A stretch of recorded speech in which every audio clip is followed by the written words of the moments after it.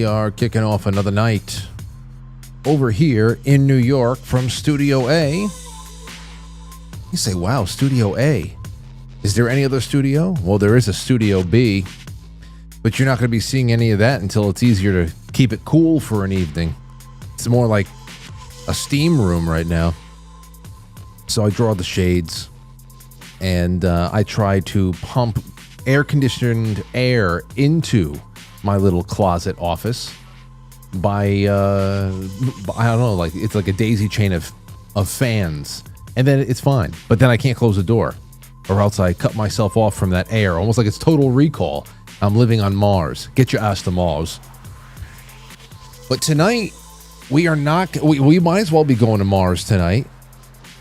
We're going into the unconscious mind. And our guest is clinical psychologist Giulio Anselmo, and it's going to be really great. And I'm sure it's going to be the first of many conversations because, you know, his work cannot be encapsulated in one session of talk over here. And there's so much going on in the world, both on a micro and a macro level. And it all has to do with human tendency and the human condition, the ancient human condition. And so I would love to just have him as a resource for whatever the hell else comes our way. And that's what we're going to be talking about tonight. We're going to start off with the conscious and the unconscious mind and so many other things that are popping up in the news and elsewhere. Tomorrow night, I think we're going to have Sal the Butcher in the room. I think Mike Baldwin will be stopping by for a call on Zoom. And I'm still waiting out on Matt. And I hope that I have all three of them back together again. On Saturday night, I have put out a thread. It's on quitefrankly.tv in the forum, pinned to the top. And I also have a duplicate of this thread in the community on Twitter /X, whatever. It's right up there in the community tab. And here is what we're doing on Saturday night. And I believe that my cousins Sherry and Dave will be in here with me. And perhaps a well-packed hookah if I have some time. I don't know. But on Saturday night at 9 o'clock on quitefrankly.tv, on pilled.net, right there, that's where it's going to be. We are going to have a night of ridiculous and cheesy music videos. And I want you guys so badly to either get on the thread on Twitter or on quitefrankly.tv in the forum, get into this Saturday night show thread, comment with ridiculous, cheese, cringe music videos. We'll be ripping through classic videos and taking calls all night on August 9th. So please leave some suggestions for music videos that you may love, you may hate, but always leave you with feeling a certain way.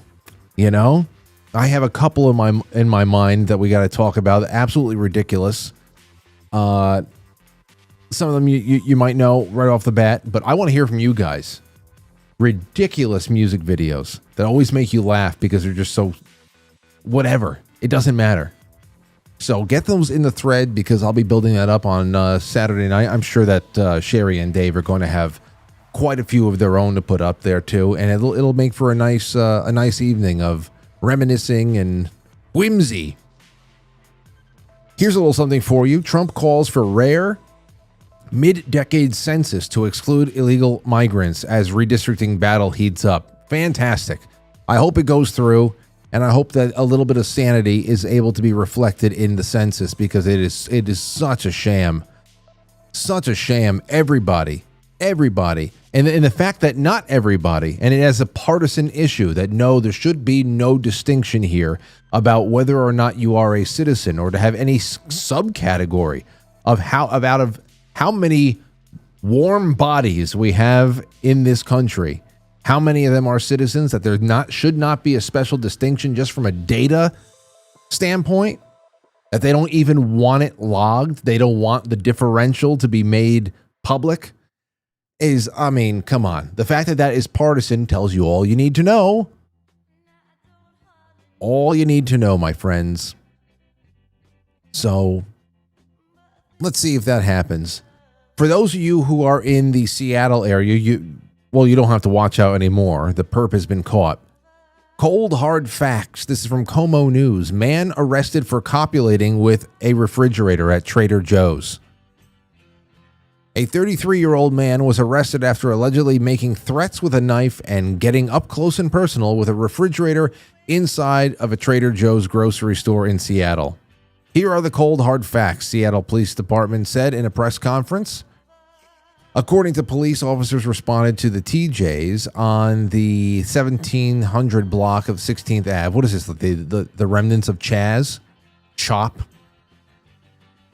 Around 2:15 p.m., following reports of a man using racial slurs and brandishing a knife at security agent. I wish I could see this now.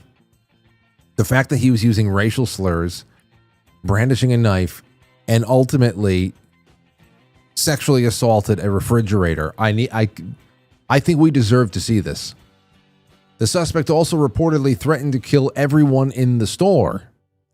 A security guard at the store said the man was initially confronted for humping, his words, a refrigerator and attempting to do the same to a customer. Okay, we've got a problem here. Big time problem, but it is Seattle, so he's probably already been released, and they probably gave him a brand new meth pipe, crack pipe, some crack. Get him all set up. So we'll see if there's any follow-up on this. There rarely ever is.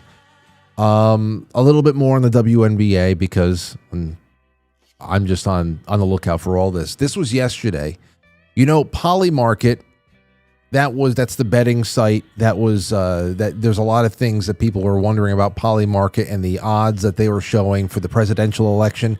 So I think that after last year's presidential election, Polymarket should be a little bit more of an indicator into the true thoughts. The true thoughts of people out there and not the pollsters. Well, guess what? The NBA betting volume on dildos appearing on the court as of yesterday surpassed betting volume for who will win the game. Okay. Now, there's more and more people by the day are just like, the teams are behind this. The teams are behind this, no doubt about it.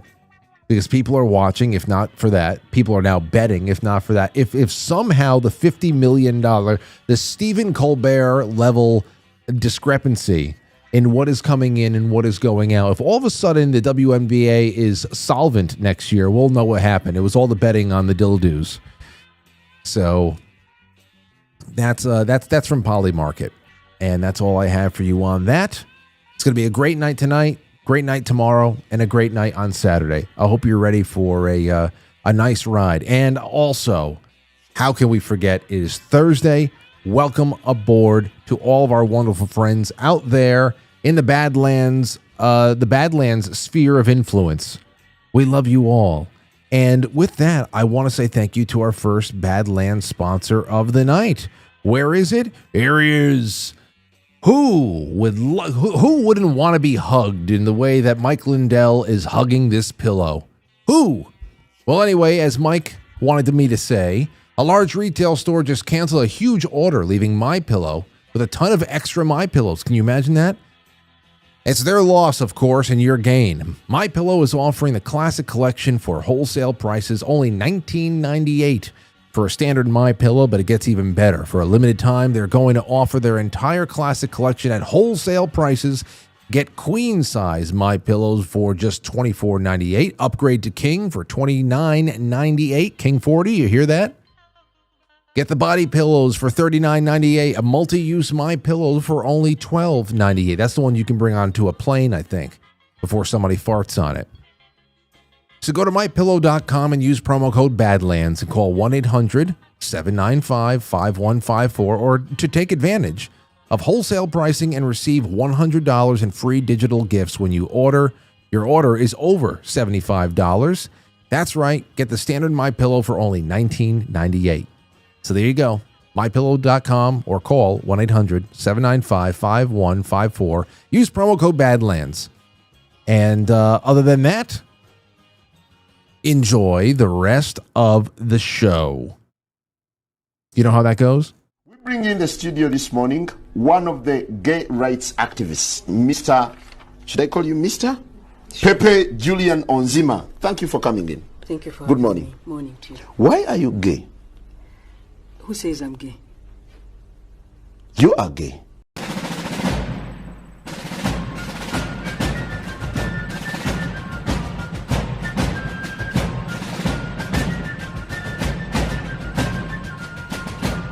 You let one ant stand up to us, then they all might stand up.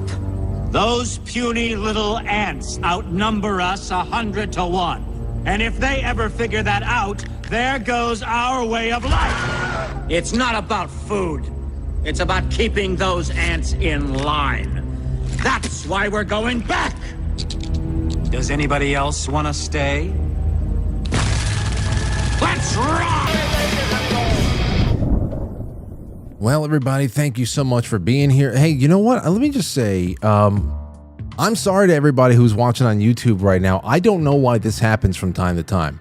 I have as you all see, I have a scheduled show, and for some reason, under certain conditions, pressing go live, I guess, is the condition.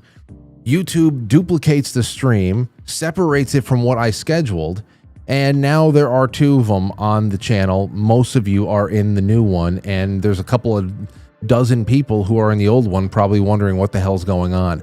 I don't know why that happens. I'm sorry about it, and I'll clean it up as soon as this show is over. I'll delete the other one, and I'll make the thumbnails all right. So lend a hand to anybody who might be straggling behind, and to everybody else on D Live, on Pilled, and on all the Rumbles, YouTube, the Quite Frankly Rumble, and also Badlands. Oh, there's so many of you. Kick, thanks for being with us, and I hope all is well where you are. Okay, so we have some things here before I bring on our guest, Giulio Anselmo. And here's the first one I wanted to bring up. And it's from NBC today. New research reveals clues about memory from the brains of SuperAgers. Nearly 300 people have participated in the Northwestern University Super Aging program since 2000. And this is all about elderly people who have been able, as they say, they have been able to preserve youthful cognition. That's it. So they're trying to figure out how much of it is genetic, how much of it is, of course, social. There are some things over here that I want to bring up because that is really at the crux of what Giulio Anselmo does. It's really all about human connection. And what does that mean for all of us in our time? And the conscious mind, the unconscious mind, the unconscious mind is really like that movie. I start thinking about where you can go. And it could be nice. Go into your average daydreams or your dreams at night. I'm sure it'll come up tonight. Or it could be like Jennifer Lopez in The Cell, or some kind of a David Lynch nightmare. You know, but around every corner is another dark pathway you can go to where your mind just runs away from you.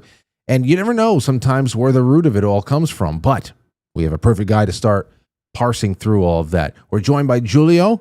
He's from Santa Cruz, Bolivia, a psychologist with a master's in clinical psychology, a passion for the systemic approach. We'll learn about that, which views people as part of a dynamic web of relationships. Having interned at the Mental Research Institute in Palo Alto, the birthplace of systemic psychology, Julio led a project to digitize 60 years of groundbreaking archives, uncovering treasures that continue to shape how we understand human connection. Julio, welcome to the show. It's so good to have you on, my friend. Hi, Frank. Thank you very much, and hello, everybody. Hello. You know, you've been watching the show for a while. We've talked. You've contributed to the newsletter, and I'm telling you, I'm sorry it took so long to get you on air, but I'm really happy that we're finally doing it. Thank you very much, brother. Well, good. Okay, so where do we start with this? Because I just read a little bit in NBC. I'm not going to bring that up right now because I think that there's a time and a place for that. But maybe at first, the unconscious mind versus the conscious mind. I think most people think they understand what the conscious mind is because, well, we're awake. we're aware, we're conscious. But is there anything about the conscious mind that most people aren't aware of? Can we start there? Yeah, fantastic. Very well put. The conscious mind is like the laser focus. It can handle like 2, 3, maybe 4 bits of information versus the unconscious mind that can handle, I don't know, disclaimer, I'm not a neuroscientist, no? But like 400,000 units of information. So it's that the big difference, no? We can handle consciously our focus of attention, of our conscious attention, but it's very focused. For example, if I'm in the train and someone come and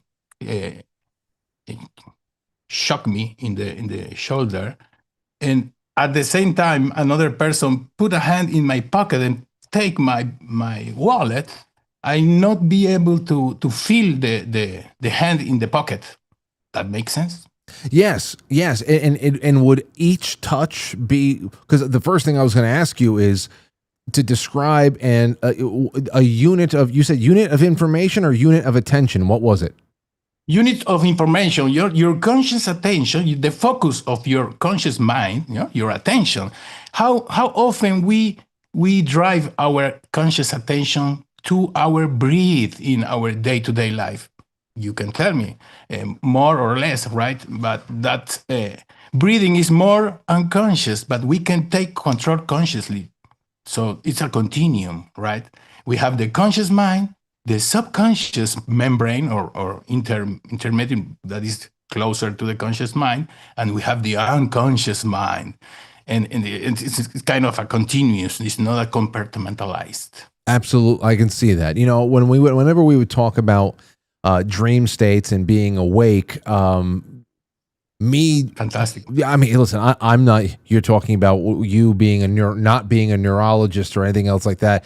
I'm less than all of that stuff, but my common sense would tell me that in a dream state, I have nothing to focus on. So I am beholden to a mind that has at that point, no boundaries.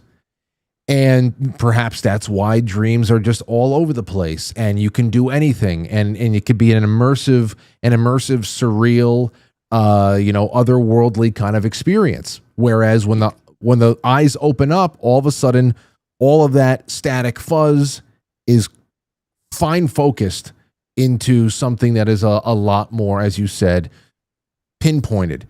And that's just with my common sense there. But when you say that there could be up to hundreds of thousands of points of information in the unconscious state, I'm just trying to think of where the hell, like if I go outside right now, there's trees, there's birds, there's people, there's cars. I'm just trying to, I mean, maybe dozens, but what the hell, what are we taking in when the mind is shut down for the night? Yeah, it's fantastic. A very interesting fact that everybody might know, but good to bring it here, is that when we dream, it's a moment of the 8 hours we sleep, we dream like seconds. And then we go out of the state of dreaming for I don't know how long, and then we go in back for another second, or seconds, no, 40 seconds, I'm not sure. But it's very short. It's called the REM state, this rapid eyes movement. No, so you are visualizing in a lot. No, so your eyes are moving. Yes, absolutely. So you're saying over the course of an 8 hours, what we perceive of as dreaming all night is actually only happening in small spurts. Exactly, and that's the moment when the body heals more. We rest more, the more deep structures of our consciousness, our world of view, more deep aspects can be rearranged, and so on. Immune boost, painkiller. That the immune boost. Well, there's other things there too. I want to know about. Because when we talk about the conscious and the unconscious, and especially your work in particular, I know that we're going to be discussing hypnosis. And hypnosis to most people, I mean, if we're watching a cartoon or if we're watching an old video or something like that, it's either somebody is going from what seems to be a conscious state and very, very aware into something a little bit more subdued, suggestible, and almost sleep-like.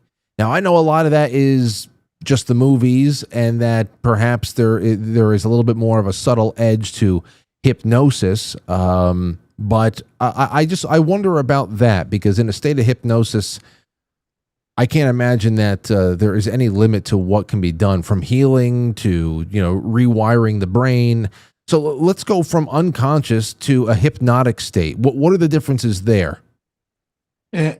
Hypnotic state, the hypnotherapy process from the Ericksonian perspective. Maybe I should mention that I made 4 videos for you and your audience that explain a little bit more from these authors I'm going to mention.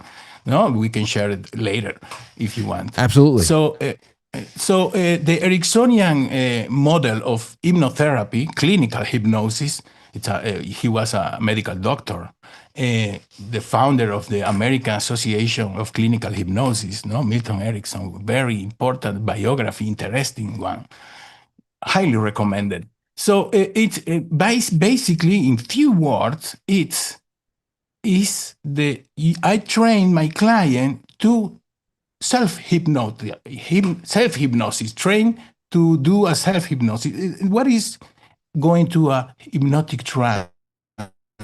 Is going to a state very similar to when we dream, but voluntarily and consciously. Makes sense? Yeah, yes, it does, and that's why I'm interested to hear a little bit more about this in your work within hypnosis, because it seems almost like, and again, I don't know what is just the movies and what is reality, but it seems like it could be that sublime moment between being asleep and being awake and actually having a foot in both the unconscious and the conscious mind. And yeah, let's keep going with that. Good point. Yeah, I can go from that because I make a little classification of the anatomy of the unconscious mind, and the conscious mind. We have the brain. In the brain, we have 3 main parts. The limbic system, emotions and feelings, is in the center. The reptile brain, that is more instinctive, kill, run, heal, etc. And then we have the neocortex, that is the more conscious. It's more related, not compartmentalized again, but it's more related to the conscious mind. So less activity in the neocortex is less self-regulation of emotional impulse, for example. Make sense? It does. Yeah. Yeah, yeah. So sorry, go. No. Sorry. You keep going, please. I want to don't feel like you have to keep anything brief. We can hang out for as long as you can. Yeah, I don't want to sound like a class or something like that. No, keep going. About 2 more points short about anatomy that I'm not an expert again. No? The left hemisphere versus the right hemisphere. No? You have when you write with the right hand, you are right-handed, and the rational thinking, the conscious part is more in your left part brain, and your creativity and emotion is more related activity to the right brain. Make sense? Yes, it does. I actually have heard that before. The flip-flopping of things are very interesting. And what you was saying, the a better or more harmonized change or relation in between those 2 brains, basically. And now, so if you are in a, is there ever a situation or situations where you start realizing that, well, some people say, well, he's a little bit more left brain dominant. This one's a little bit more right brain, between the creative and the technical sides.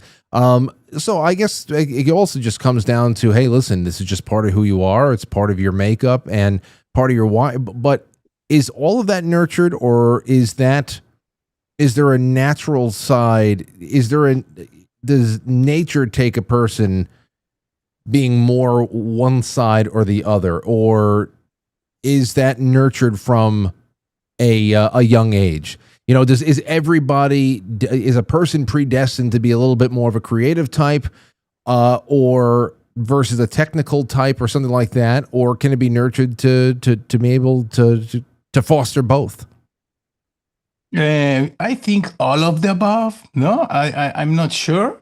I'm not gonna lie in life, but what I can say is that the relationship between the conscious and the unconscious to the mental wellness of a person, no, that is my specialty. I'm gonna circumscribe by my work, if you don't mind.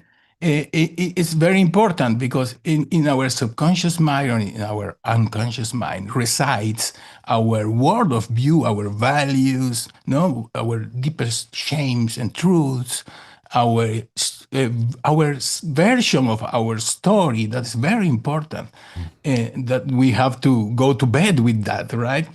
And when a person tends to do very contradictory or distant things in a conscious manner in the day-to-day life, the more distance are between these two parts of your mind, of your consciousness, right? The more problems you might have, no? Insomnia, stress, etc. Oh, yeah. Even pain. Yeah, physical pain, you're saying. Exactly. So how often have you dealt with clients, patients who are experiencing pain that is at the root of it all psychosomatic? A lot. I have a video recorded of a patient that I work in a hospital that is a Medicare service too for a lot of companies of the city. So I see a lot of people. And this woman went to the neurologist, psychiatrist, all the medical doctors, specialists, and nobody could help her with her headache, a very strong headache. And she came, I teach her how to self-induce to an hypnotic trance, and I make always a scale of pain. We can make an experiment with the public, with the audience.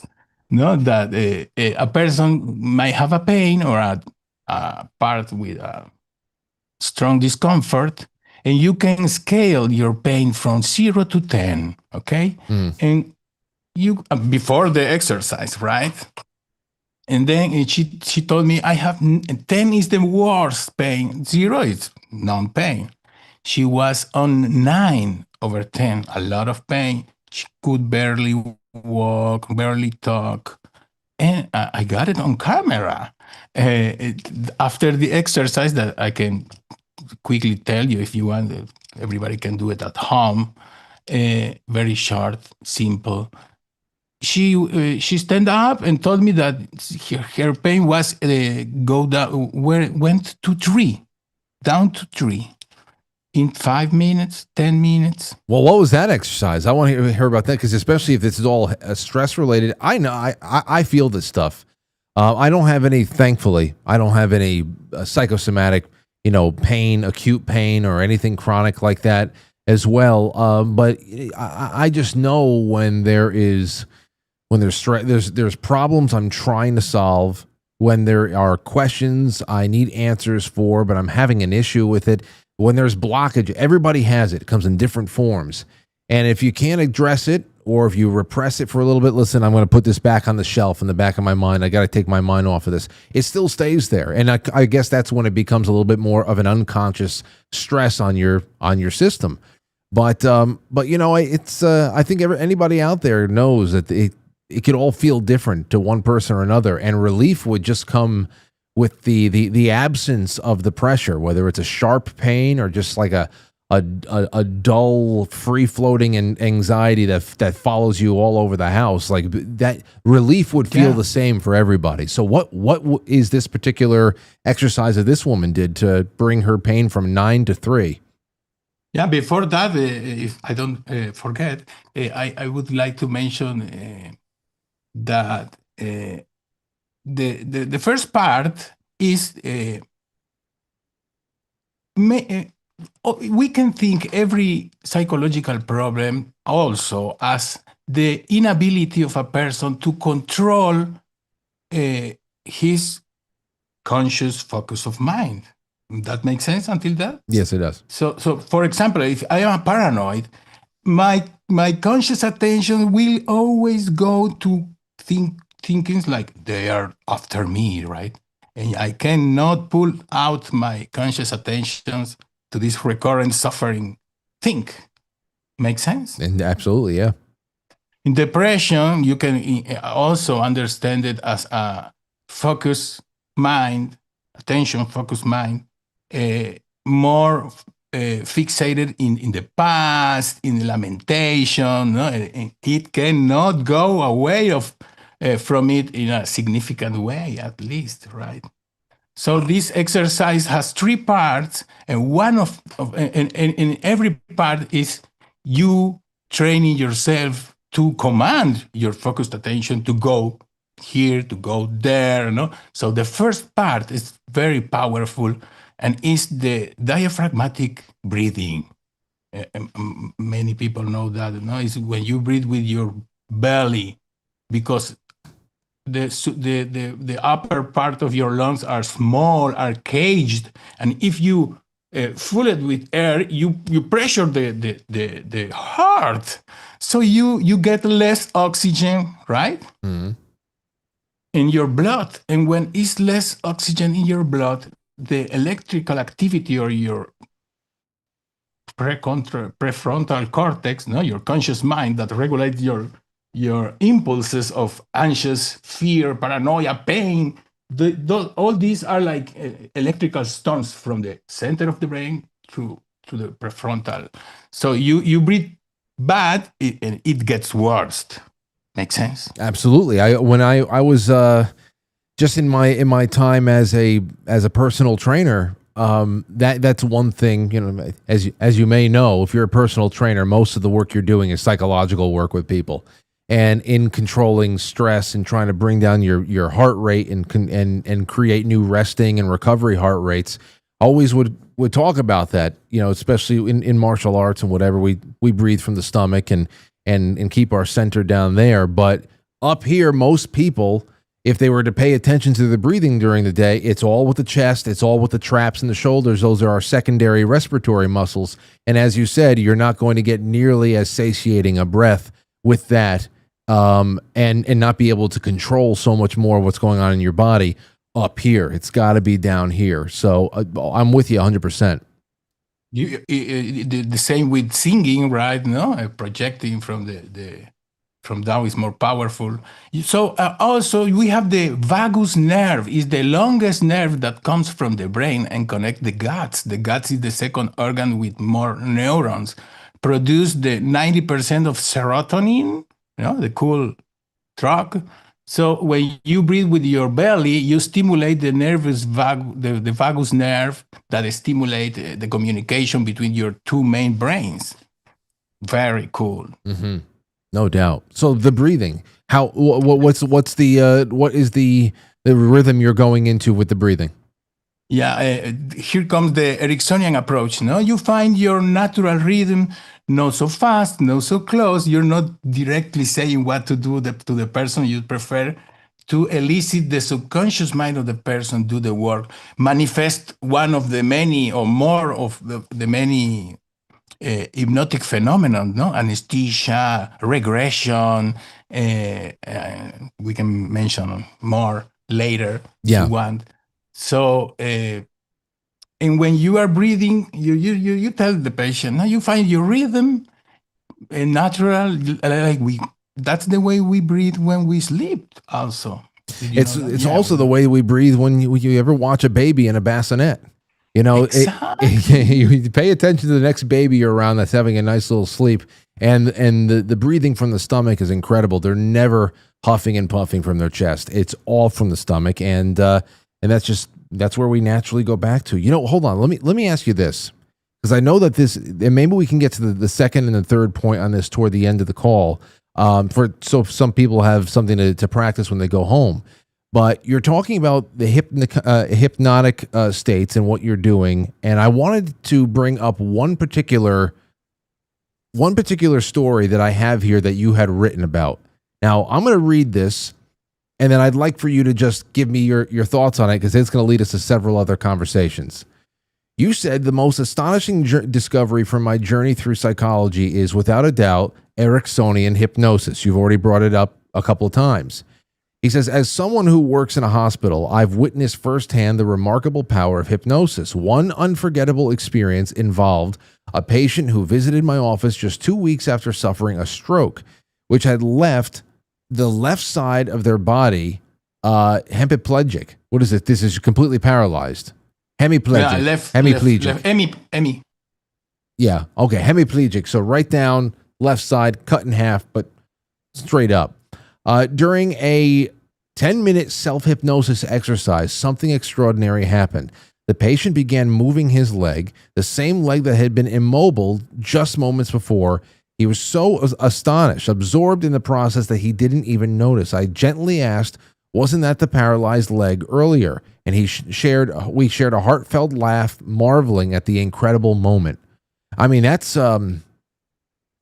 is pretty remarkable right there. Tell me a little bit more about where that particular case went. No, I don't see them anymore. They come, they go by. I see a lot of persons. That is systemic psychology, also known as brief therapy, strategic brief therapy. 90% of my therapies are one session of a good training and then a follow-up, 2 or 3 follow-up. Are you doing what you need to do? Right, go.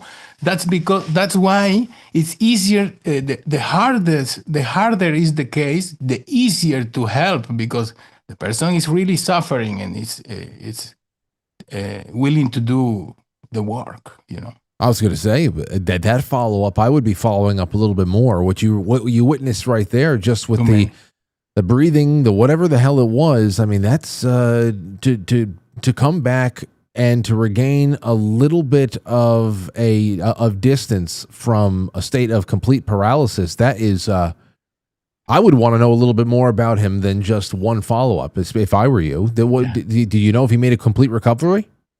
No idea. I don't remember the name. If he comes back and tell me, fantastic, I can record it, right? But no, I see a lot of patients, and I work just 3 hours a day, and so full of patients. That's it. I have a recurrent one that is a similar case. He can walk, but his hand is here, is tense. No, he's constantly trying to regain his flexibility, and he's very ashamed at the university because he thinks everybody thinks he's disabled. Hate him. Yeah, exactly. No, it's a shame, but it's not. Of course, it's not exactly what he thinks. And one time we make. The second or the third time I make the exercise with him, because he comes back, so I make again the work, right? It's like he needs more, he comes and he get it. And after the second or third session, when we were saying goodbye, I don't know why I touch his paralyzed hand. I didn't know he has no sensibility there, and I touch him, and he says, what did you do? Why? Because I feel it. And I didn't know. Oh, fantastic. That's a fantastic surprise too. Because this is very interesting about dream visualization and why it can help in medical situations. Because it's very interesting and very scientific proven already. I have a post recently about that, about this visualization. When you visualize that you are doing something, your brain and your body almost cannot differentiate in between. When you imagine, your brain lights certain neurons, and where you are doing the thing, not imagine it, almost the same, 80%. No, so you can make flow blood to your paralyzed hand just by remembering how was to move it before. Make sense? Absolutely, it does. And I've read a lot about not only there's physical manipulation of the body that seems to be locked up in some way, but then there's also the manipulation of the mind to unlock what might have been closed off. And the real question is, when you talk about something that's not a physical trauma, but somebody that's just starts over time becomes more and more twisted just because of nothing but psychological stress. That's that's an incredible scenario to be in, where you're not necessarily mangled because of a car accident, but because you are almost like closing off part of your brain and rewiring the relationship that your brain has with certain appendages on your body, that it's harder for the body to actually communicate with it again. Now, is it a pinched nerve? Is it something, I don't know, like again, there's physical, but then there's something else here too. And, I don't know, there's a lot. I got to say, when it comes to connections, you were talking about connections before and human connection. When I was reading this NBC article about these older patients, these people who are over the age of 80, and as I said, they were able to maintain what they called youthful cognition. They're talking about the physical state of their brain. So here's another example of physical and then something else. They talk about the physical state of their brain, how, when it comes to Alzheimer's or whatever, their brains are a lot less all riddled with that plaque that they're talking about in the brain. But other than that, here's one clip that I thought was really interesting. I don't know if it's necessarily social connections. Hold on, let me get you on the screen with me. I don't know if it's necessarily social connections. It's just connections in general, says Tamar Geffen, a co-author of the analysis of here. These people who are connected to the land, there are people who are connected to their ancestry. There are people who are connected to their grandchildren, who are connected to art, that you don't see a lot of detached, what they call SuperAgers. Now, that says that it's not, you can't just will yourself into a place where you have youthful cognition for the rest of your life. But so they're saying that there's some genetic factors, there is some physical factors, but there's this non-physical human connection factor that is also just across the board present in all the people who are cognitively healthy into late age. And it is this social connections, not only with family, but with their culture, with their ancestry, knowing who they are, where they came from. There's a pride there. It keeps a person together somehow. And I just wonder about that. How ancestral do you get with people, and familial do you get with people when you're counseling them? Yeah, not so much, but I used to go to 2 or 3 generations for couples. For couples or marriage therapy is very interesting because you're not working with 2, you're working with 6 persons, right? Oh yeah. You have the history of the mother and father of your couple, and you have your 2 families creating your own family shield, let's say, right? So it's very beautiful to explore these parts, because in systemic psychology we try to find patterns of repetition, isomorphism patterns. That's where comes this more natural use right now. The concept of pattern is something that reiterate, no? Yeah. So, see, it's very interesting, very present. The story, when we were talking about how important is your version of your story, is your version of your family story. You learn how to laugh in certain way, right? And you have a special relation with the person you laugh more alike. That makes sense? Yes, it does. Yeah. So it plays subconsciously every second. We can go to the process of perception, for example, very important to know for cognitive hygiene, right? Perception is a very subjective process. We take it as a very objective, but let's analyze it very quickly if you want. So when I talk and you start to move your eyes, I can notice in my process of perception, I describe Frank is moving his eyes, right? But in milliseconds, I put a supposition, he's boring, or he's in pain. No, he has to go, has no time. So in very milliseconds, perception is a very self-referential process. We put a lot of our history in milliseconds in what we say to ourselves. It's an objective perception of reality. Okay. So this is perfect because I'm going to get around to that in a second because I think that's where we can start talking about body language. That's a huge one right there, and we have to talk about that. But getting into, of course, I think what you said was so interesting, and I've discussed this with family and friends my whole life, especially when it comes to counseling family who want to talk about issues. There is something that I'm sure everybody in this audience knows, either with themselves or somebody close to them, that a person's story really becomes everything to them.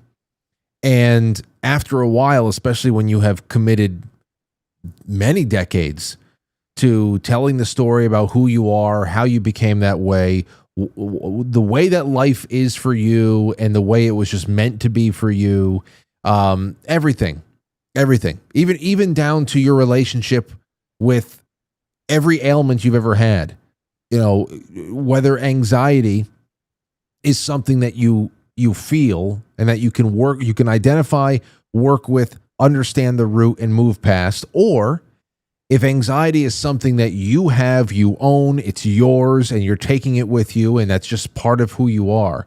And I mean, I got a lot of that around me. Clear. No doubt, a lot of that around me. And I understand now, for somebody to take that crutch and leave it behind, it could probably make you feel like, well, now what? What do I do? And I guess the scarier thing is the idea of maybe having to just take responsibility for more than you thought you had to. Maybe there was more in control than it wasn't. I don't know. From your standpoint, what is people's biggest hangups for leaving that crutch behind, that story behind, if it's not serving them? Some stories are great stories. You revere your ancestors, how you came to a country, things that your ancestors built. Those are positive things you want to keep alive. But a lot of people we carry baggage around with us, and nobody wants to let the bags down. Yeah, exactly. The more or less balance you are in the way you tell yourself or not part of your family story. It's part of your style. The important thing is if you are suffering or not. I can hear voices, live alone in a mountain, but these voices make me company. So nobody's suffering. This is not a mental problem, right? So if it's my style, like you well said, differentiating between know thyself, the famous phrase, in the Delphi oracle in Greece that says know thyself, because the more you know or you rewrite in a balanced way your story. That's funny with memory, because when you remember something from your past, you are remembering more like the last time you remember it than the original experience or the first time you remember that event. Makes sense, that last part? Yes. So it's very dynamic, and the words are very important. You say correctly, responsibility. Many people tell themselves the stories with the word guilt, not responsibility. If you switch the word, you switch a lot. In complex systems, moving small parts can have a butterfly effects or snowball effects, domino effect. Absolutely. Well, the other thing there too is responsibility. The responsibility right there versus guilt. That's a really interesting dynamic, and I haven't really thought about it until you just said it right there. Because when I've seen people, and it's been broken down in the past. Just the root of the word responsibility, the ability to respond to something. And with that, the duty. If you have the ability to respond to something that is going on, you also, in some ways, especially if it has to do with your well-being or the well-being of people that are around you, that are vulnerable, that your ability to respond to a situation. And a lot of people, that's something that if they failed to do that, there's a lot of guilt that comes along with it because you failed to respond, even if you're failing to respond to something that you yourself need. And again, that's stuff that perhaps can be internalized in very unconscious ways that maybe we don't really think about the cost of not responding to a situation up front, but maybe it's just part of that unseen baggage that we carry around with each other. We carry around for a while. And yeah, what do you think about that? Yeah, very interesting. I was thinking about the family dynamics in these aspects you mentioned. So when a mother or a father and a mother comes with his children, with his child, 9-year-old boy child, and they want his child to behave better, right? No, please help me with my child. I need him to behave better. But what I make first is ask them what they have to lead with the example, right? Because if they don't change, they cannot ask his children to change. You have to show them how to change, right? Oh, yes. It's very, very effective. The father takes its responsibility. He says, I put the father in front of the child. Please tell your child, I'm sorry because I was wrong in this part of the process, of our problem. And I'm going to change in this. And now then we can ask the child, and from now on, when you don't do your homework, you're not going to get your iPad, so something like that. But with the leading of the examples of the father. Oh yeah, what's really incredible, the power of an apology. Very, very rarely get apologies out of anybody these days, and very, very. Yes, I know. You want to talk about skirting responsibility? Can we just move past this without me truly just? I don't know. It's crazy. And one more thing before we move on to body language. Going back to that link between the physical and the non-physical, there was something that this NBC article also made me think about, and that was some of the really the sadder stories coming out of 2020 when people were getting locked down over COVID over here, especially in states like New York, where a lot of elderly people were really put through the ringer in those nursing homes. And it was during the lockdowns that we got a lot of grisly news coming out of those nursing homes. And one of them that I'll never forget was something that you usually hear coming out of sick babies, and that is failure to thrive. That's something I've heard before. And over here they started saying with elderly people, failure to thrive is the first time I ever heard that being applied to adults for the first time. I'm sure it may be in medical circles, it's common practice. It's the first time I ever heard it. And essentially, because of these elderly folks who were in nursing homes that were receiving even semi-regular visitors at some point, or at least able to foster some kind of connection with other people who were living inside of the nursing homes and have a social life, they had now been brought to a point not only of just physical sickness, if the flu would get around and they were given bad medicine or one thing or another, but they were in states of complete isolation for sometimes well over a year, close to 2 years. No family was visiting, nothing like that. And so many elderly people in the United States were becoming despondent, and they would say they would die not of the flu, but failure to thrive. And it's almost as if their spirit just checked out. And so again, you talk about the physical and the non-physical. Very important. Talk a little bit about that.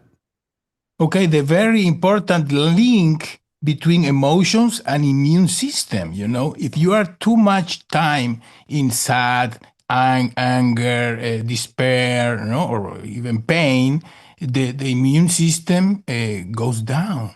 So even the doctors telling the diagnosis to the patients is a very low punch to the patient.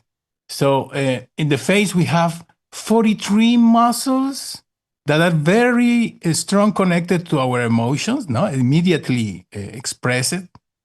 And so when we have a very bad patient with a very ill patient that cannot move, I made them make facial gymnastic, right? You move you move the face and you improve the mood and you can start to boost your immune system. Make sense?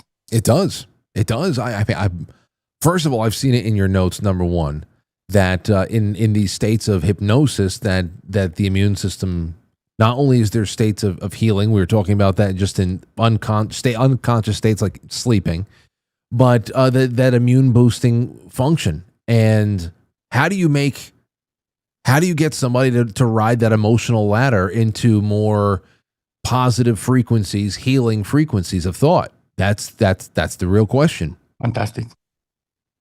A beautiful example of Alzheimer patient, that the Alzheimer patient is progressively start to forget things, but simple basic things like blink, right? Open the eyes and blink.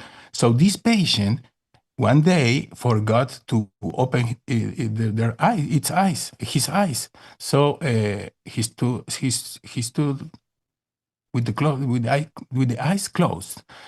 But the music therapist came with the wife and played the first dance music they had, no, the love music, and he immediately opened the eyes. So we can have those effects of reverse Alzheimer's symptoms. Wow. And I mean, that's something we were going to be talking about music therapy last night. We had to push it back, but things like that are really incredible. And I remember maybe a few months ago we were talking about classical music and what classical music is doing for people who are suffering from cognitively degenerate diseases or something like that, where it brings life back in their eyes. It brings their attention back to a place where they're not drifting off. And there's just something about the mathematics of it all, and of course the frequency just that rings you like a bell and almost demands focus again. That's just not. That's just so incredible. Resonance. Yeah. Oh, resonance. There you go. That's the concept. Even with stories, you hear a story and you can resonate from another perspective, from a little part of a story, and from that you are mobilized, right? Unconsciously. Well, talking about emotionally mobilized. Talk about unconscious and consciousness when it comes to body language, because Okay. from a kind of a spycraft scenario, we talk about how we can tell whether or not somebody is telling the truth or if they're engaging in deceptive behavior. But sometimes, that could be a conscious decision that somebody's made. That's a conscious decision somebody's making. I need to manipulate this person that I'm talking to. I need to be able to throw their scent off of something that I'm trying to do. Maybe you can do that consciously to save your life. I'm trying to find a way to get this person to go over here while I have a chance to get the hell out.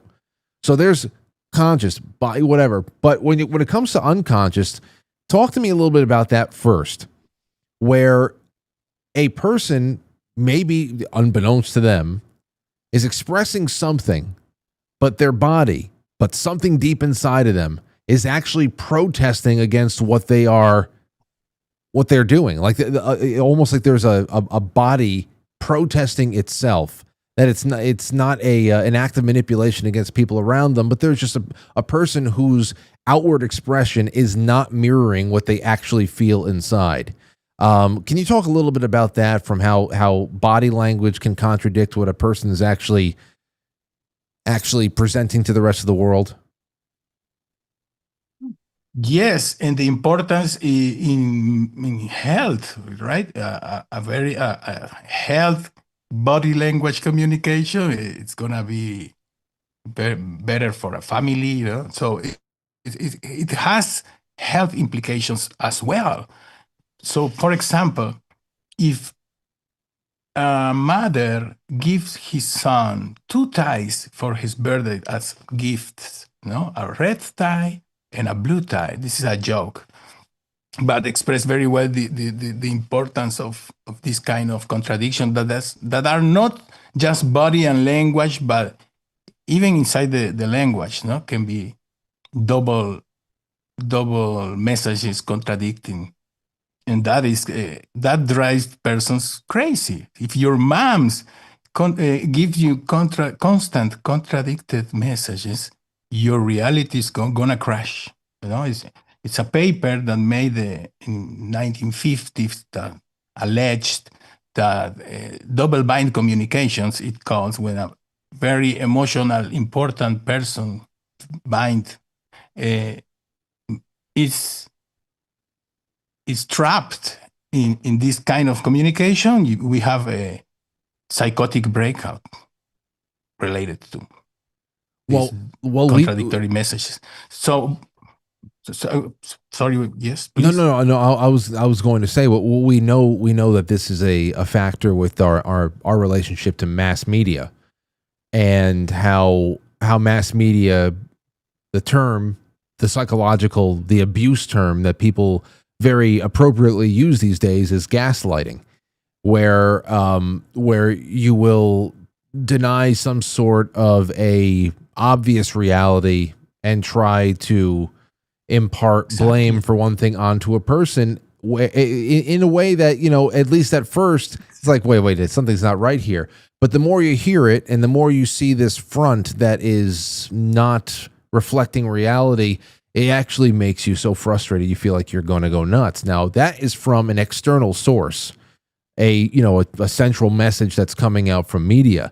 But if you have that kind of dynamic within yourself, where you are actually gaslighting yourself, that cognitive dissonance, whatever you want to call it, I can see how that could also lead to a psychotic break very quickly, because now you have nobody to even discuss it with. I can go down to the local watering hole, the bar or something like that, and talk to anybody around there and say, do you believe the shit that we're seeing on TV? And I can get some people to at least agree with me. But if this is the internal conflict that is happening within one person, who the hell do you have to talk to? Yeah, exactly. We can understand that every psychological problem is the manifestation of your of my unconscious mind. I'm gonna talk in first person to be respectful and not try to suggest to you anything. No, that's the careful. I appreciate it. Use of language. So when I. Oh, I forgot the thought. Sorry, because I'm getting too talking about internal conflict within a person with what they are. Oh, fantastic! Yeah, with what they're saying and what they're actually feeling and all that stuff. Yeah, in the end, you have to confront it in your intimate time, right? So if it's not in more or less harmony, it's gonna be a problem. But the gaslight and the double bind communication is negating the reality of the other person. No? In family therapy, when we have a family with a psychiatric patient, we understand the patient as the person that is denunciating the sick family, the sick communication patterns in the family that are double bind. So the mother gives the son 2 ties, the red and the blue, for the birthday. And in the morning, in the breakfast table, the son goes to please his mother with the blue tie, and the mother sees him and asks, so you don't like the red tie, right? Oh. Sorry, mom, no, I love you, please don't think that. And go to the room, change to the red tie, right? And go to the table again, and the mother asks again, so son, you don't like the blue tie? Oh, mom, sorry, I love you, yes, I like the blue tie. And then in the end, it comes with the two thighs, right? And the mother said, but you're crazy. Now you're crazy. Is the mother Italian by any chance? Is the mother Italian? No, it's from another country. I better don't say. You can imagine. Yeah, you could imagine. New York. It's a New York mother for sure. I was going to say, no, it definitely happened sometime over the last 75 years over here in this area. But okay, so then let me ask you about this before we start going into some audience questions, because I have some great things here. The difference is, let's say, with verbal and paraverbal communication. What do you look for? Is there anything now that has become second nature for you in picking up on somebody? Is it the way that a person's eyes dart around the room? Is it a way that their shoulders slump? What are some of the things that you check off when you are recognizing that this is a person I'm dealing with that is in clear distress? Yeah, it's a little bit of everything, At this point, I cannot point out, no, I focus more on this or that. It's very free, and because it must be this model of therapy is a model that differentiates from the other models, because we try that the model adapt to the patient. We don't try the patient to adapt to the model, right? So the patient is most easily directly. You say, do that, do this, and he will do it. No, it's going to be right. If the person needs to be more, to talk more and be heard, you see them and hear them, right? So it's very flexible. But when the person is very afflicted, I ask them to do the hypnosis exercise, right? That's the killer. Because we can jump to the second part of the exercise, that is body-mind problem, the body-mind problem, right? The philosophical problem that is not solved. Where start one and end the other? And it's very important. The second part, so when we already achieve a very similar type of breathing when we sleep, right? We can pass to the second part of the exercise. Before, you can take notice to the details of your breathing, like the breathe in. When you breathe in, it comes cold, goes out warm. You can try to listen to your heart and see if you can identify the relation between the rhythm of your breath and the rhythm of your heart. No, take time to enjoy the details of your breath. When you are bored of doing that, you can go to the next part of the exercise that you start. Still breathing in that way, of course. Over that, you start to direct your attention to your feet, and you compare your left feet with your right feet. They are never the same exactly sensations, right? Your left feet feels more cold or more warm than the other one, or more heavy or more light or more relaxed. So no, you are checking your body with your mind, promoting better communication, right?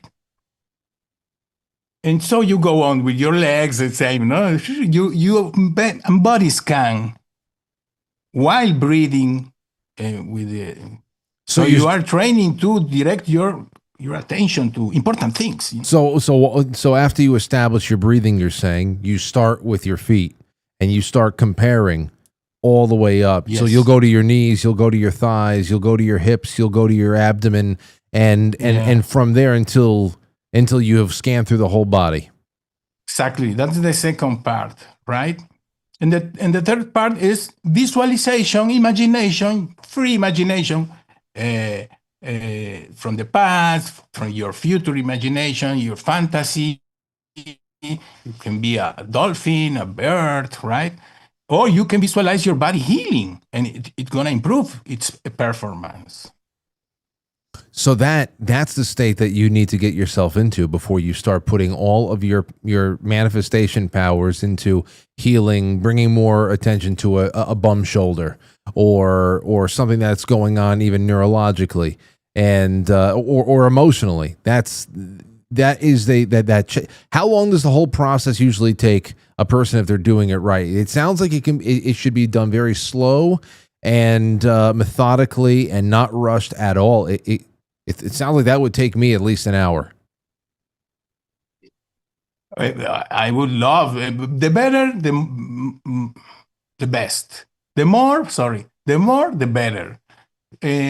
Repetition is very important. Conscious repetitions achieve unconscious automatizations, right? So it's getting to the point where you want to be able to start living in this state where you have one. Is the whole point to be able to establish almost like a long-standing semi-state of hypnosis where you do have one, or do you not want to be in one? Yeah, no. What do you think? We want to go where you need to go when you need to go, right? That's all. Left and right and hemispheres, no creative or rational, but when you need it. So when you train yourself to breathe in this way, disciplinedly, 30 days, no 2 times a day for 30 days, it's more than sure, I don't know, more probable, better, that you remember to breathe in that way in the moment you need it. Even if you're losing blood, right? If you can keep calm and breathe, you have 2-3 minutes more than the other person. If you're in a traumatic situation, you're saying that this is just a way to have this be second nature in dealing with a stressful situation, to try to find a solution better than you would have if you're frantic and you're falling apart at the seams. Exactly. It gets worse and worse. What would be the difference between something like that? Okay, so let's talk about this, because that's interesting. I'm going to take that into a advisement, because I already have my own meditation and prayer practices, but perhaps it can be a little bit more deliberate and spend a little bit more time on it, just prepping the body and the mind, just to be able to get yourself into that state. But what about the difference between men and women? I was asking about body language. You said that you didn't really give me too much about what you notice. What are even top 3 signs of a body? I know that the style of therapy that you are involved in does not try to fit a person into a mold of therapy, and you just try to work with a person and what they're going with there. But that doesn't mean that you as a trained professional can't observe a person, whether they are in your office or whether they are a politician that is up on a stage somewhere, and you're reading body language, and you can just tell, okay, this person's uncomfortable delivering this message. They don't believe what they're saying, or something else like that. That's what I was getting at a little bit more about what you tend to notice more with people, just as a trained professional who sees these things, not because it may or may not be really important to the path or the the methods you're going to employ to help them get through whatever they're working on. So that's the first thing I wanted to just clear up for you. But then I also want to just talk about the differences between men and women in your work, because there's a lot of differences between the sexes, and I just wonder if this, now that we're getting away from the physical and going into the mind, if there are more or less things that make us different or similar. Yeah, let's start with the last, and then remember me the first. Okay, you got it. So yes, we were talking about it shortly about that. I remember. I think so. The human communication has different styles. No, the women are more trained from evolution or from design, whatever you want. Trained to read non-verbal communication more than males that are more verbal communication centered, right? Because why? We can say because the woman has to be more precise to interpret what a baby means when it cries, right? Can cry because he's sad, no, because has pain, because he's hungry, because he wants to sleep, right? So that's the function more accurate for a woman to have. So when we have two persons, a man and a woman that are a couple, and the man says, "No, I love you," with that face that is not saying he loves her, the woman is gonna read much more into her feelings what he say with their face than with their words. Make sense? Yeah, absolutely. Yes. Yes. So it's very common. Communication is very delicate, like complex systems that are very sensible. So the more we can talk about things and we can avoid some catastrophic escalations, right? We have to improve the way of to clear the zone, right, with questions. I have to imagine that of course is the biggest thing in whenever you are working with couples that are having some kind of issues. Yeah. Yeah. Go ahead.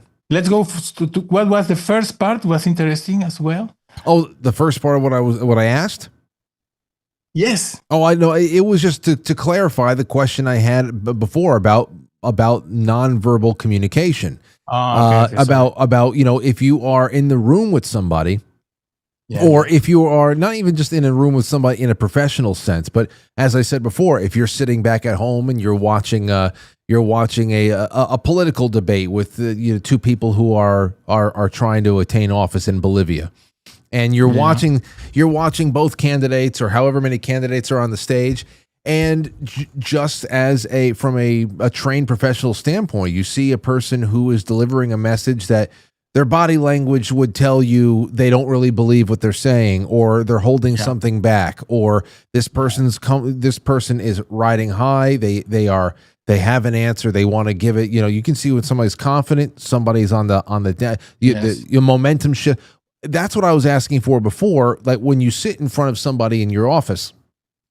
Perhaps the signs, you're not trying to fit what they're doing into a set of parameters that you're going to have with their therapy.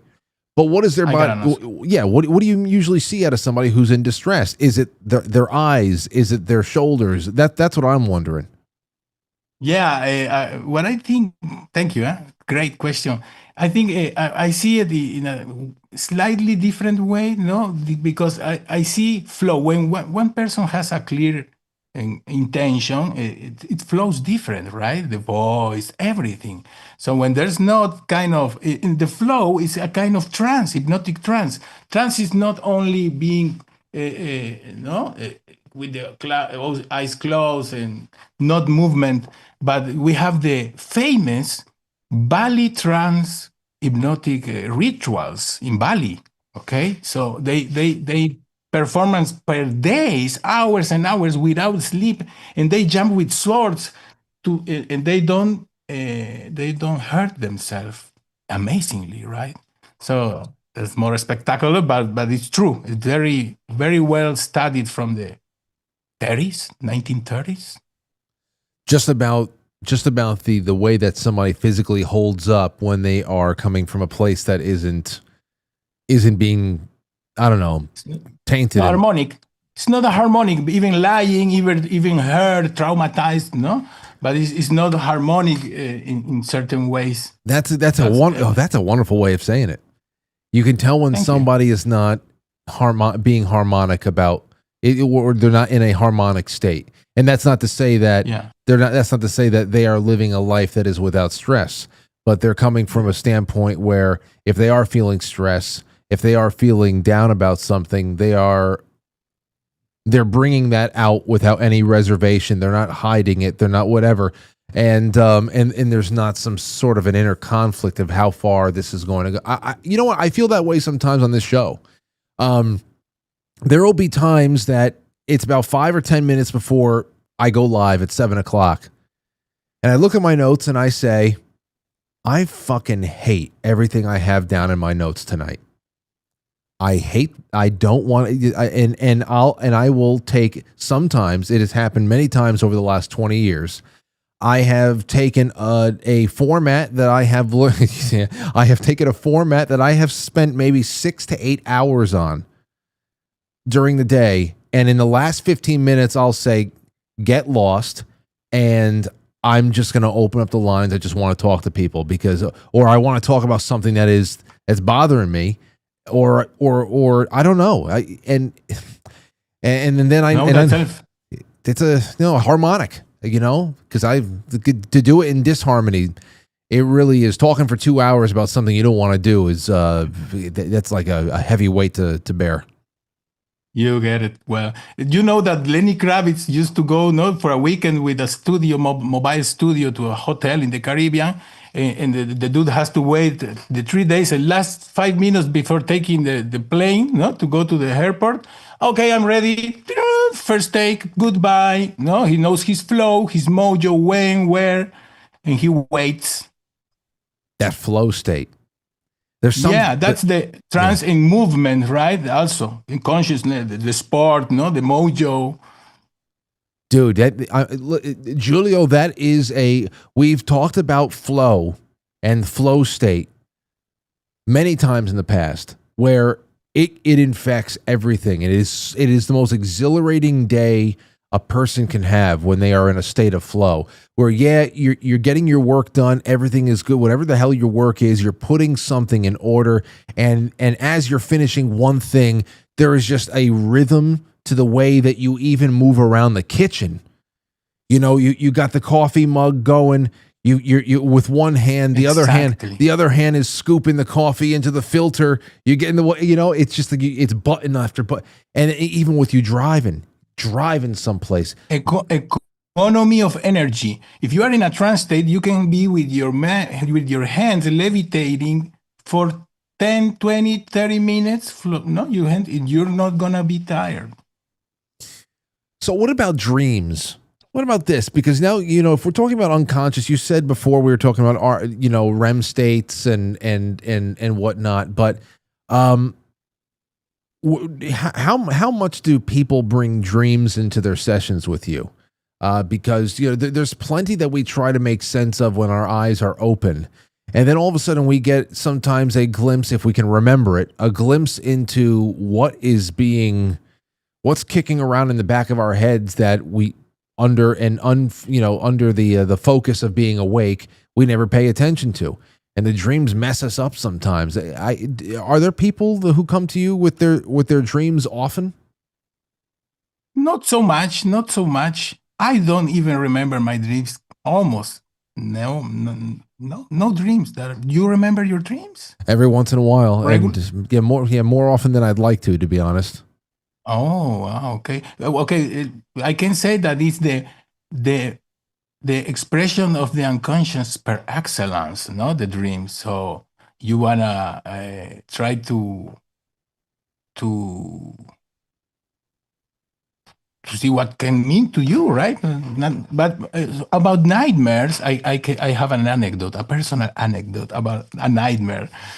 So the first time I was about to give a workshop in hypnosis to medical doctors in Bolivia after going to training in California. And the organizer asked me, no, these are doctors. Are you going to be able to get them to get them in trance hypnotic states? Yes, of course, because maybe they don't understand exactly what that means. But yes, of course. No? It was 3 days of night workshops with 20 persons. Everyone, no psychologists, only medical doctors. So the night before the first workshop, I had the nightmare, that at the end of the class, the people told me, no, your course worth nothing, give me the money back, right? No, a legitimate nightmare. And when I made the course, 3 days pass on, and the last night, with the organizer evaluating the end of the course, the workshop, and one woman say, no, okay, your course is not so good. I don't like your presentation. Your citations are bad. And I was like, what? But it's the third day. Why are you still here? Why are you saying this now? Please give the money back. And no, thank you. Come on. So I didn't. I wasn't shocked, right? Because my predictive analytic unconscious power helped me with the bad experience before. So the first time is worse than the second, right? So you're talking about a little bit of like a precognitive event. And I mean, that's, we don't have enough time to talk about this tonight. I want to talk about things like the ethereal, things like even esoteric theories about things like schizophrenia. But I don't know. There's a lot there. But when you're talking about dreams and the unconscious, I don't know. You say, what does it mean to you? Well, when you start talking about dreams that you're seeing that all of a sudden become real, people start wondering whether or not it is really just a subjective thing at all, or if there's something very objective happening, because what happened in a dream on a night before or a night, a month ago, is now being played out in the physical world, in the conscious world, with everybody else able to see exactly what you dreamed. So that doesn't seem like something that is very subjective at that point, which is why I think some people put more into what the dreams are saying than just, hey, I've got, which is probably what's going on most of the time. I've got issues I have to work out. I've got some unresolved questions that need to be answered, and I got to move this out of my out of the storage bins in my head because it's cluttering things up when I got to be resting and healing. And exactly. So that's exactly the point. I think the Ericksonian hypnosis approach is this: no, you have a benevolent understanding of what the symptom is. The symptom, no, your problem, my problem, is the manifestations of my unconscious mind. It's my quantum computing, right? So is the most intelligent part that says me what I for sure don't want to hear, but it's the best for me, right? If you have this approach, that's your unconscious mind creating your problem. So you better listen to it, right? Yeah, and start small changing. It's better. This brief therapy, paradoxically, is with small change. You make a small but consistent change that is toward the correct direction. And you're going to feel better and better in an exponential way, day by day, right? And the same by the inverse. If you know that you have to start at least to do something small to start to get better, and every day you do nothing, every day is deeper and deeper the hole you're digging yourself in, right? Yeah, absolutely. Well, here's another question for you, because what we're talking about a lot tonight is inner. What the language we use with ourselves is, our thoughts, where we store them, and how they're dealt with, if they're dealt with at all, and then what unresolved thoughts and feelings and whatever, how they can kind of fester like a wound and turn into something else. But what about people? And I've had these shows before. It has come up quite a few times. I've gotten all types of emails about it. But there's the topic of people who don't have an inner monologue. People who they can't hear their voice. They don't have commentary playing in their head about anything, that they don't have opinions about really anything other than what they're responding to, a conversation they're in, that they don't have what seems to be the building blocks for all of these issues. Now, that we're talking about right here, because so much of the issues that we're having tonight is about language, which is either verbal or nonverbal. And when I think about a person who has no inner monologue, where it's just kind of silent in there, it sounds like they don't have the ability to store things to turn into a problem somewhere down the line. Have you ever dealt with somebody who has this going for them? No idea. No, I don't know the implicants. Maybe they suffer less or suffer more. I'm not sure. right? Yeah, I Very mean, interesting. No, that is a very interesting thing. I was hoping we can get a little bit more on that. You know, some people Let's ask AI. No, I'm sorry, I'm joking. Yeah, I know. Inner monologue, and mental issues. There's another condition that they don't have corpus callosum. Also, that is the matter that communicates both hemispheres. That also exists. That I don't know the implications. That's the first time I ever heard of that. So you're saying I remember. What do we have here when both hemispheres of the brain can't communicate? What are you talking about? You're talking about a person is only left brain or only right. There's like nothing. There's nothing in the middle. Right in the middle. In the middle is the corpus callosum or something like that. It's the name of a kind of matter that is in the middle. They communicate. The both hemispheres are not direct in contact. Okay, so what does a personality end up looking like when they don't have direct communication between both hemispheres of their brain? Like, are we talking about a disabled? Is this a person who is severely disabled, or are we talking about just somebody who is might present as totally normal, but there is something about their cognitive function that is different for them? That no idea. I just remember the headline because it's so curious, like the one you bring up. Okay, what's it called again? I don't know in English. Corpus callosum is the matter in the middle of the hemispheres. Corpus callosum. Oh yeah, corpus callosum. Corpus callosum disorder. Maybe it's the agenesis is a congenital disorder where the corpus callosum, the brain structure connecting the two hemispheres, is partially or completely absent at birth. This can lead to a wide range of developmental and neurological issues, though some individuals may have relatively mild symptoms or even go undiagnosed. Wow. Yeah, so symptoms, let's see, it can be some mild learning abilities or others facing significant developmental delays, seizures, and other neurological challenges. All right, so that's something that we're talking about, a physical thing there. Again, inner monologue is something that is, you can't touch it. You can't feel, we can't even, it's very hard for people to even to talk about it and visualize what the issue is.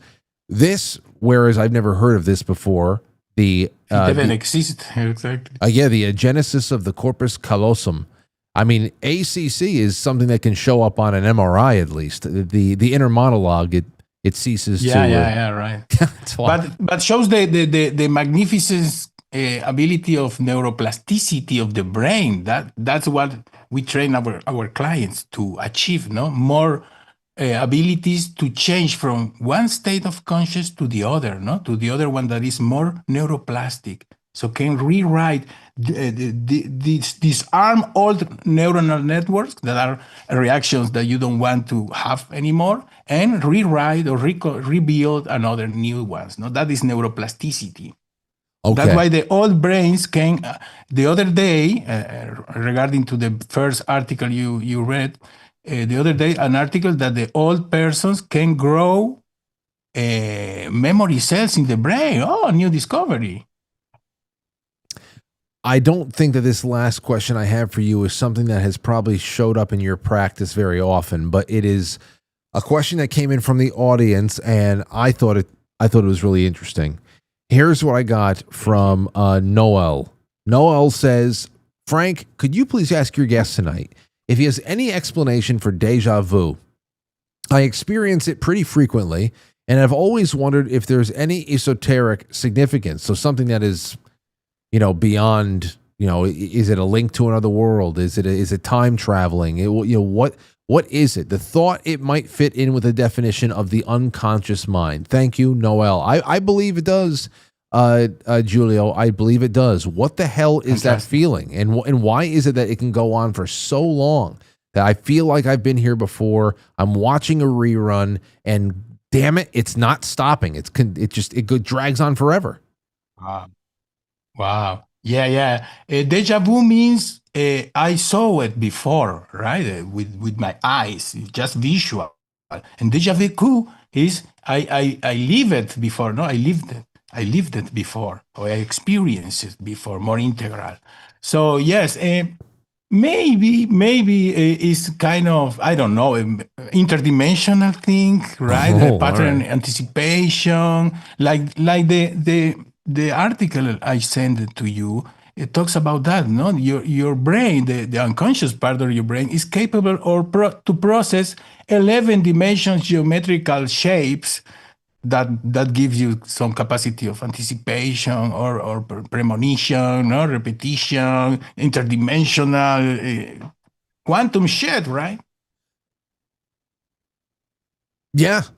Yeah. It was at the end of your thought. I didn't want to cut you off. No, that was my idea. Well, hey, I didn't To not spoil the article, sorry, no, to not no, spoil there's no article there. You see the deja vu thing. And there's so much more I want to talk to you about with that kind of interdimensional, off of this plane kind of a feeling, especially since, of course, modern day psychology, psychiatry, it is very, very secular.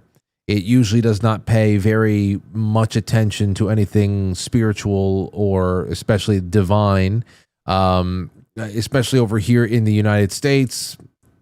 Psychiatry, I'm sure that I know that there are people doing good things out there, that there are men and women of really deep religious faith who go into that as well. But when you think about how psychiatry and psychology have grips on the education system and so much more, that brand of it, which is the most visible brand of it, is highly secular, highly atheistic, and doesn't pay very much attention to what may exist beyond what our eyes can see. And I don't know. I don't know how you can ever really dismiss that for as much as they do. So we got to talk about that at some point. Yeah, deep psychology from an Orthodox Christian perspective is fascinating. I remember listening to a couple of YouTubes, very in line with what I do also. So that's one, and yeah. Okay, very interesting. So then, before we go, do you have any personal thoughts? If we're talking about deja vu, just for a second, you ever hear the Mandela effect? You ever look into that? Yeah. Okay. Yeah. Very curious. Not a conclusive position that I could have. Oh, I know. Like I said, I don't think anybody's coming into your office saying I have a Mandela effect problem.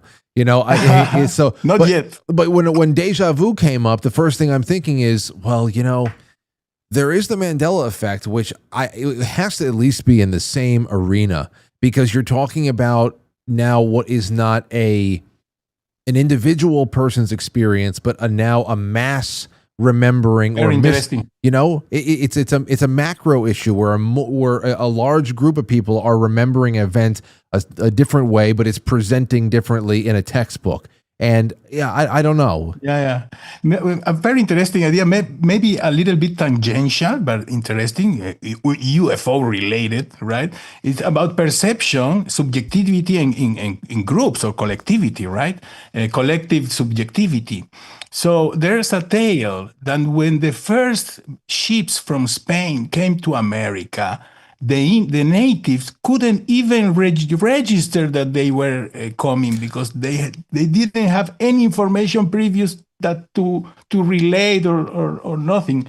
And when they were in the land with their horses, right? Nobody has horses in America. They thought they were one beast, that they half human, half horse, right? So when you don't have the previous information to decode what you are presenting in front, you can even not make it. No, like the UFOs, it always blur.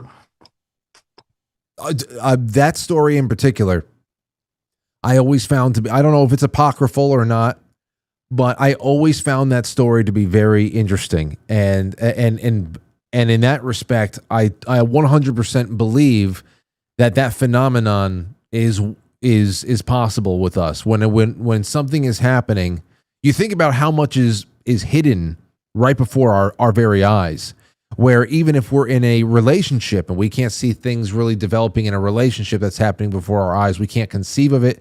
We can't, we think we're in complete control of everything. We've already seen everything that could happen in the world. It's all happened to me already, whatever. But when you think about those stories about the accounts of the natives over here in the Western Hemisphere having a hard time conceiving of the ships that were out on the horizon, even though they saw water lapping against something, and the image of a man sitting on top of a horse that otherwise did not know the Western Hemisphere until they came here on ships. Yeah, it might as well be UFOs. It might as well be an alien invasion, and you can't. It's hard. It's hard to. And the mind plays tricks on you, and we can go deep into a perception and its tricks because in another occasion, of course, right? Because it's very interesting. Context define a lot. Even the color we perceive are defined what is around this color we are perceiving, right? Yeah. I send it to you a checkboard GIF, not with a shadow for another occasion, but it's very interesting perception and how much of this is really fulfilled with subjective personal things. Well, we have a lot more to talk about, Julio, and I can't wait to do it again. And tonight, you sent over. Hold on a second. Let me see here. I apologize for my English. I train a lot. It's all right. You speak better English than most people in America, so it's fine. But you sent over the 3 clips. Hold on. Here's the 3 videos. Ooh.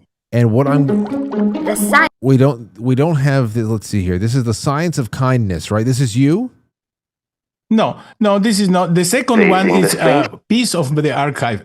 That's very interesting, funny, and shows the circular approach of things rather than a linear causal effect. Okay, so Mental Researchers Institute earlier experiments. This is on your YouTube, Giulio Barbonari. And I have 2 things here. I'm putting both of the things that you uploaded to your YouTube, understanding with Heinz. That has not a good audio. You might want to put the subtitles.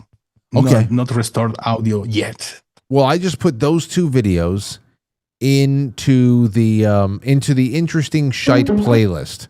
So people you go into everybody. You can go onto the Quite Frankly YouTube channel, and these 3 videos that Julio sent over to me today, I'm putting them at the top there, so you can take a look at some of the things that he's produced and something that he thought is just interesting for you all to take a look at. And Julio, we got to bring you back sometime in the fall because I want to talk about things like the ethereal plane. I want to talk about God. I want to talk about schizophrenia and inner voices. We talk about inner monologue, lack of inner monologue. What about way too much inner monologue? So that's a whole lot more. We'll be in touch. Is there anything you want to leave people as a parting shot before we go? Any kind of a website you want to plug or a message you want to leave people? Go ahead. Thank you very much. Thank you, everybody, for the patience. In my YouTube channel, the playlist, you can find whatever you like to watch. And that's all. Thank you very much, Frank. Buonasera tutti. Oh, what wonderful. It's great to have you. Thank you so much. We'll see you soon. Thank you, Julio. Goodbye, everybody. Good night. Wowee. All right. Went by in a flash. It really did. And you know what? Very, very nice English. I like it. It's nice. Innocent. So much. What did you guys take away from that? I have quite a bit. And you know what? We have about 15 minutes before the show ends, and I want to get into a few other things before we go, and I want to hear from you guys. So I'm going to check the super chats. That's the easiest way to leave a comment right now because I can just read through them quickly. So quitefranklysuperchat.com. Leave me some YouTube super chats. Thank you. I'm not going to go on an intermission, but I will read this next part for Badlands, and that is Viper Bats. Let me do this real quick, everybody. Viper Bats, step up to the plate with Viper bats. American-made, precision-crafted wood bats for athletes of all ages. Viper bats are made for players by players. Using hand-split maple, birch, ash billets, ensure unmatched durability and big league quality. Founded by a father and a son with deep love for baseball, every Viper bat reflects their player-driven passion and expertise. Guys, listen, I'm not going to read the rest of this because I have worked around these. I really do like the balance in these bats, and I think it's a great company. And this is the best time to get all of your baseball supplies for next spring because you know that everything is going to jump up 75% in price from now. Get it now. You know, right now you can even get a beat on some of your Christmas shopping, but definitely get it before February, March, because that is when, boom, jack it on up. Badlandsmedia.tv/bats and use promo code Badlands15. You get 15% off. Do it. Do it. There's a lot of you out there, a lot of you baseball dads and moms, softball dads and moms. Go ahead and do it. Viper bats, get 15% off. So that was easy. Jay Britt says, interesting interview with Julio, Frank. I'm going to have to watch it again. I made the mistake of watching the chat. Well, that is always a mistake. David Sloan says, much love, fam. I love you guys and gals. Thank you, David. Thank you so much. All right, let's see here. On Rumble, Jay Semo says, great discussion, and it highlights how much potential our mind we barely touch upon and utilize. I'm going to try breathing with my abdomen. Oh, listen. Right down there at the belly button. Okay. Draw back and then out. Rob was here. We talk about the Dantian point. That second heartbeat, that second heart, that second brain, all down there. It's why when people commit hara-kiri, you're gone in less than 30 seconds. It's just there's an energetic point down there. There's a portal down there in your belly, right down there. And that is when I always tell you when I go into, I have a little bit of white coat syndrome where I'll go to a doctor's office, and because I just don't want to take blood, or I even hate the whatchamacallit, the blood pressure strap around my arm because I can feel my pulse. I always impress my doctor because she straps me up. And I start feeling it. I can see how and then I go, okay. Out and then out. Yeah. Easy. And then you do that like that, almost like a 4-second point in between. Sometimes there's a 4 second point of neutrality in between inhales and exhales. But if you just keep it all low, stay away from these secondary respiratory muscles. It keeps everything. Also, that second inhale, like if I'm getting gassed, really gassed out in a workout or something like that, to the point where now I'm losing it, I'm losing my ability to even breathe, then the anxiety starts peaking. Inflate, and then right when you think you're about full is when you give yourself a second. So you do 4 of those where you just inflate and then pop, just get a little bit more.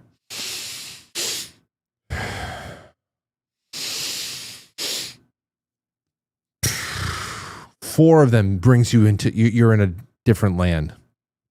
Of course, it's a lot harder to do when you're supposed to be hitting a bag for, 2 to 5 minutes or something like that. There's no time to relax. But once it's all done, it's easy to bring yourself back down. That's something. Let's see. What do Sigmund Freud and Bill Cosby have in common? They both explore the unconscious. Yes, everybody does, I guess, in that field. Those fields. Well, Cosby wasn't in psychology. He was in pharmacology, though. Let's see. What else do we have? Thank you to all of our friends who are hanging out with us on Badlands. You were great. Totally great to hang with. Amethyst Cat, before the show started, this is what I'm talking about over there on Pilled. Amethyst Cat, before the show even started, gifted a 3-month bronze tier subscription and just dropped it into the chat room. And it was claimed by this old man. So that means for the next 3 months, this old man is going to be able to show up for all of the exclusive Sunday streams, the book club, film club, everything like that. There's a lot of opportunities like that in the Pilled chat. Tons of generosity. I mean, if you're quick, you can get all the perks of membership without contributing a dime to the show. So, I mean, hopefully you get to taste test what I do behind the scenes for everybody and say, you know what, this is so much.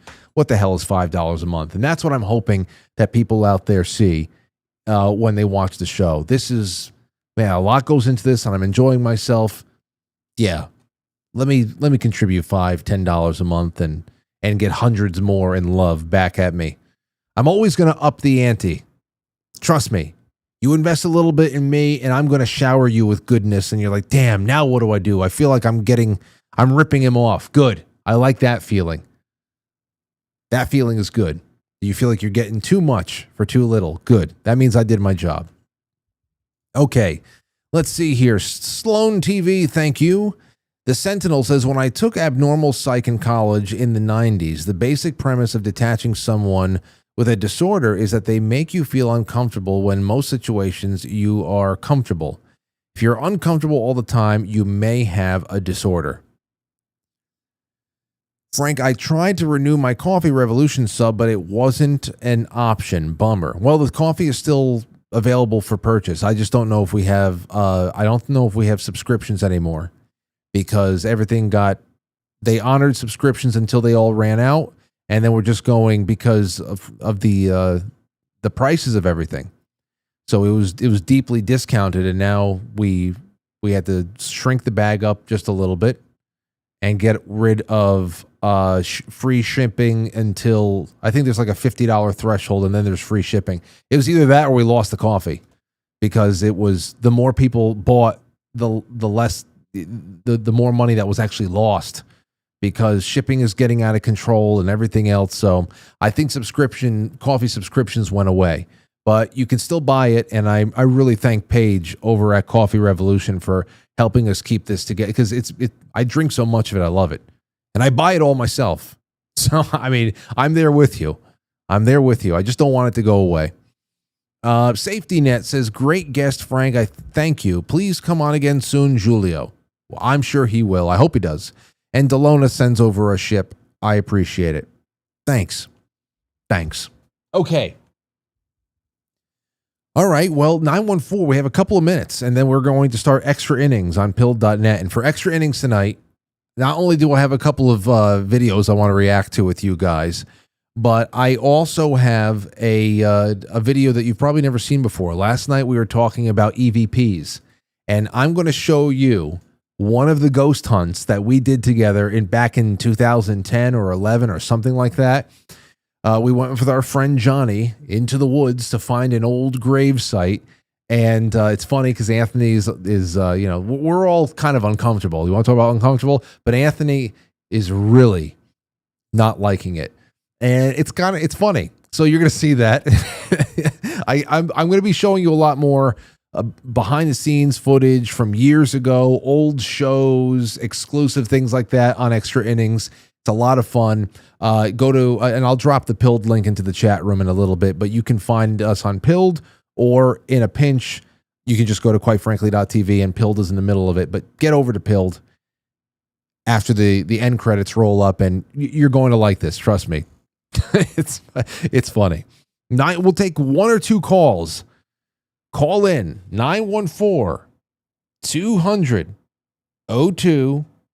914-200-0269. If you have any brief thoughts about tonight that you want to share, I think it'd be fun. I think it'd be a lot of fun. I have talk about Mandela effect, and I have a video I'm going to watch in Extra Innings when that starts in about 5 minutes. But there's an ongoing Mandela effect right now that I just saw, a new one, which is actually pretty compelling. And it has to do with Michelangelo's David sculpture. And, I've never been out into Europe. I've never seen this thing. So I have nothing really based on it. But, based on all of the comments that I'm seeing from people who may not have seen it, maybe they're lying too. I don't know.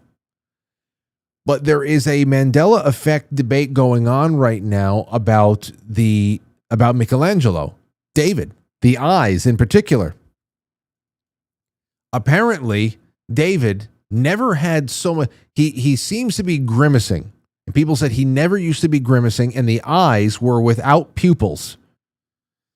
But now, people are noticing that the eyes of David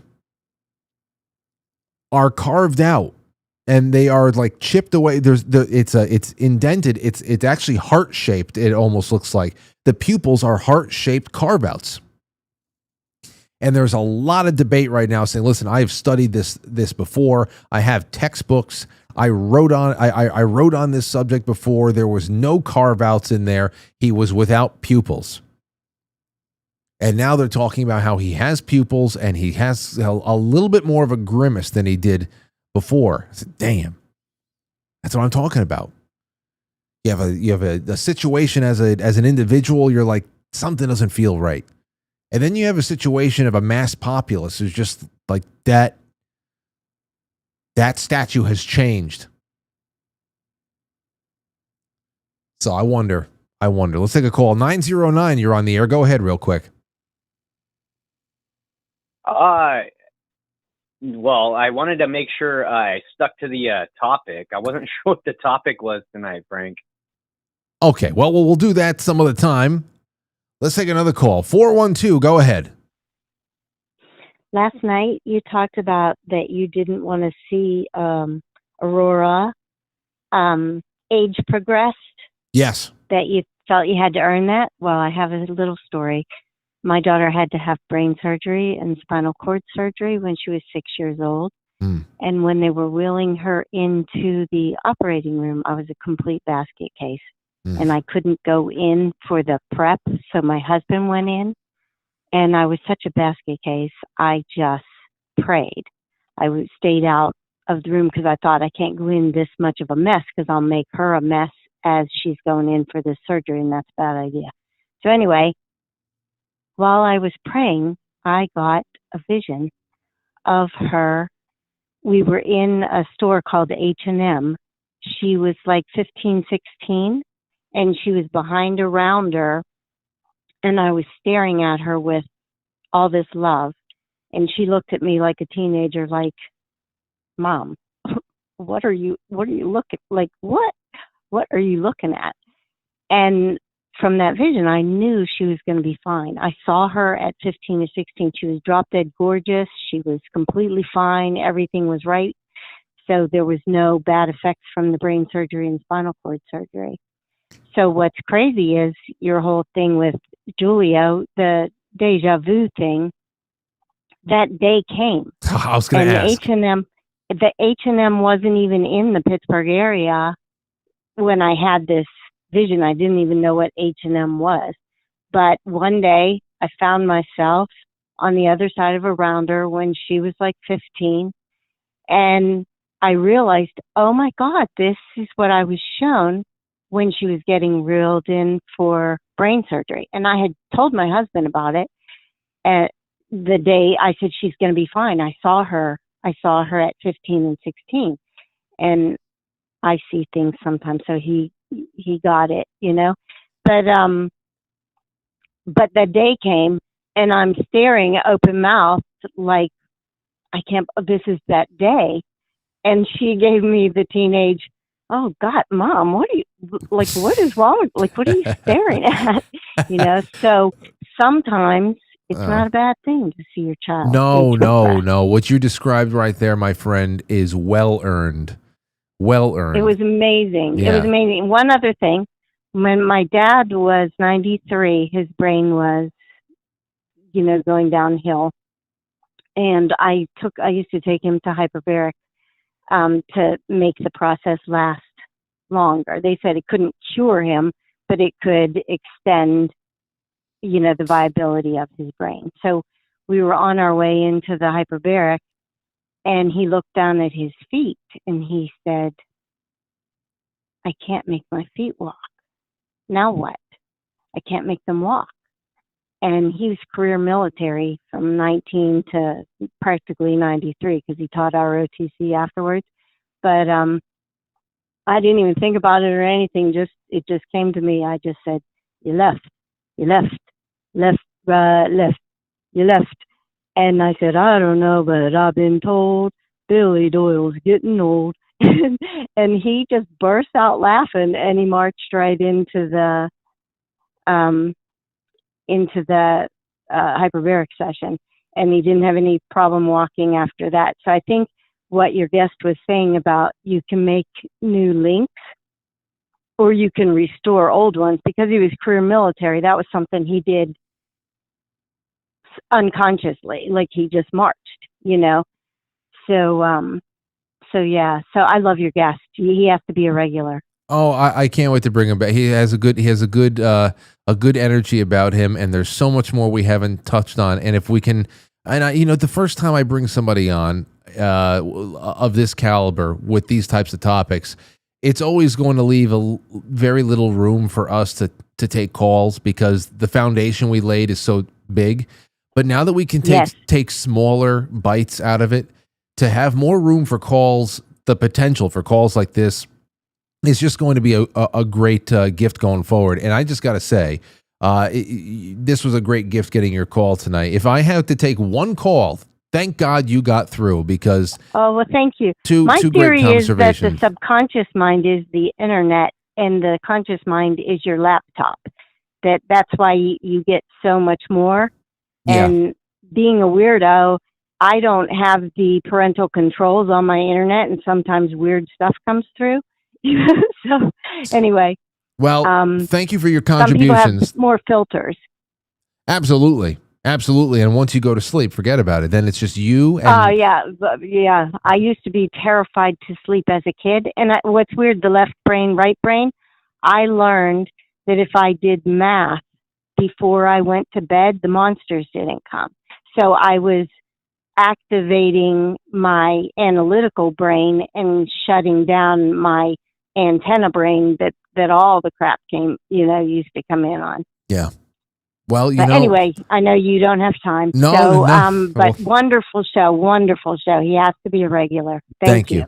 Thank you. Two great contributions, right in line, right in the pocket. I appreciate it. All right, everybody, listen, the show is not over. We are going to be talking until the lights go out over here. And because it's already 9:03, we'll probably be talking in the dark. I will not turn the lights back on. We'll be talking in the dark for a little bit. But you're going to want to see some of this. It'll be a nice way to kind of wind down. That starts in just a second. Let me go and grab that link right now. Give me a second. But boom, copy and paste it. I just put it into the